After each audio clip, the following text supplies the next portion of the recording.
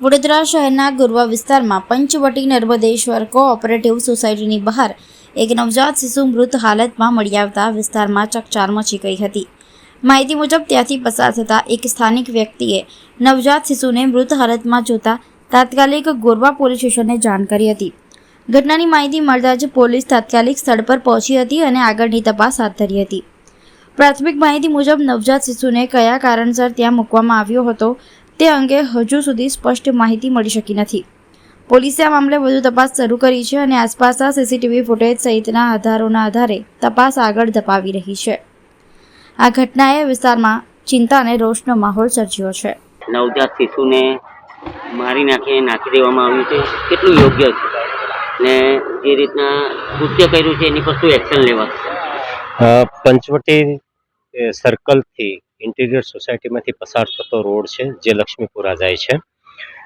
ત્યાં ઘનશ્યામ પાર્ક અને નર્મદેશ્વર કોઓપરેટિવ સોસાયટીના રોડ ઉપર એક ઘરની દિવાલ પાસે નાનું તાજું જન્મેલું સ્ત્રી બાળક એક લારીવાળાએ જોયેલું હતું।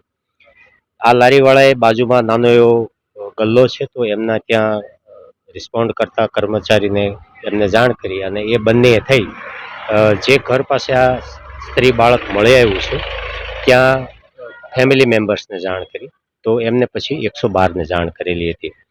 બાળક તાજું જ જન્મેલું છે, નાળ પણ હજી કાપવામાં આવેલી નથી, એટલે એવું બની શકે કે ઘરે પ્રસૂતિ કરાવવામાં આવેલી હોય।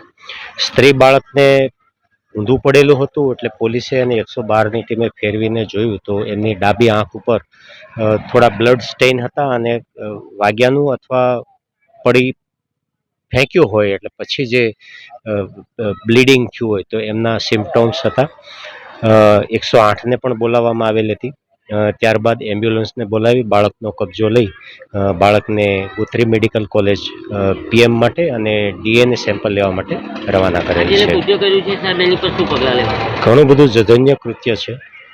રિસેન્ટલી જન્મેલું બાળક જે છે એમને આવી રીતે રોડ ઉપર ફેંકી દેવું, મૃત અથવા જીવિત, એ ન ક્ષમા આપી શકાય એવું કૃત્ય। એકચ્યુઅલી તમે જોશો કે અમે આ 4 રસ્તાની જો કંઈ જોઈએ તો 4 રસ્તાના લાઈન છે, બરાબર, આમ જઈને આમ જઈ શકે। હવે અહીંયા કોઈ કેમેરા તો છે નહીં કે કોઈ ખબર પડે, પરંતુ સામાજિક કાર્યકર્તા જોઈએ અહીંયા, પરંતુ એક ભાઈએ જોયું અને કે જોયું કે વાદળમાં બચ્ચું ઉપરથી નથી મળ્યું, પણ એવું બી નથી લાગે છે તો અહીંયા 6 દિવસનું બચ્ચું છે આ, જે બચ્ચા નાના બાળકી છે, જે બાળકને ઘરમાં મારીને ખરેખર હું મારીને પછી એને નાખી દેવામાં આવી। કાર્યવાહી થઈ જોઈએ, સરકાર અમે કહીએ છીએ કે કેમેરા લગાવો તો લોકો ખબર પડે, બસ 4 જગ્યા પર લગાવી દા કોઈ મતલબ નથી।